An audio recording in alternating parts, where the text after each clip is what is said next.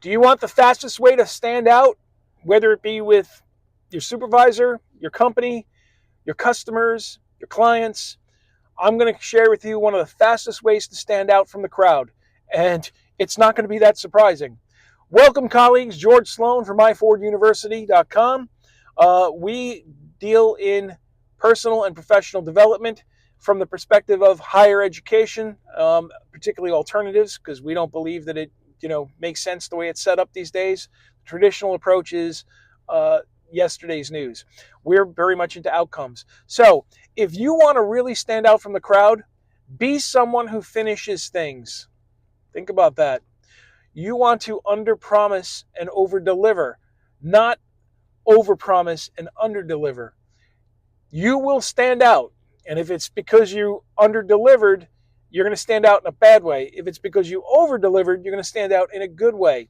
So some of the things, the real secret is you just have to finish things and do the things that you say you're going to do.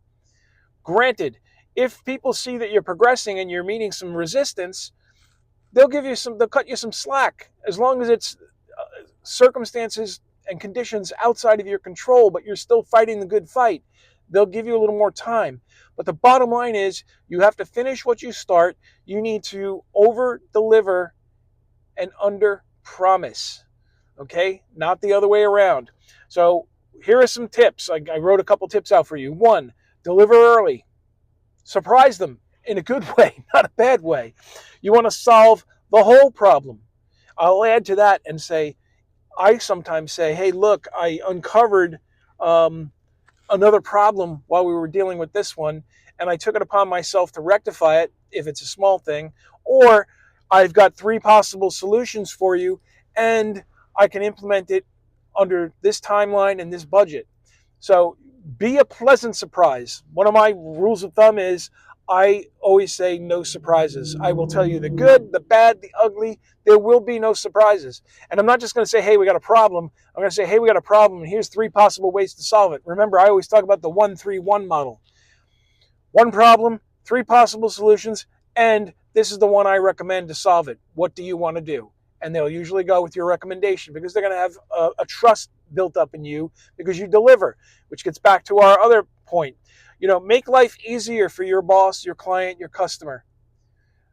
Save them time, save them money, save them aggravation, eliminate fears that they may have. And the way you do that is be a person that delivers on their word and delivers on time and under budget and is a problem solver, not a problem creator. You want to do these things consistently.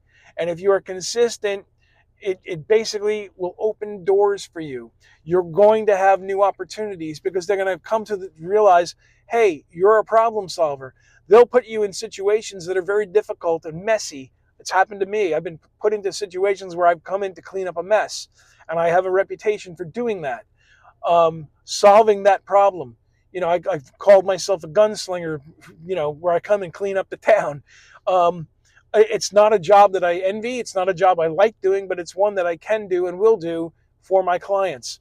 You want to think in terms of being a finisher, not just a starter, and the worst thing in the world, just a talker.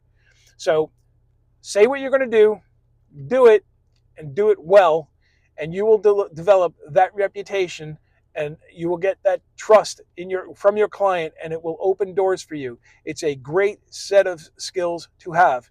If you want to learn more about this and other skills, visit myforduniversity.com, where you can learn it fast and apply it faster. We'll see you the next time. Thank you.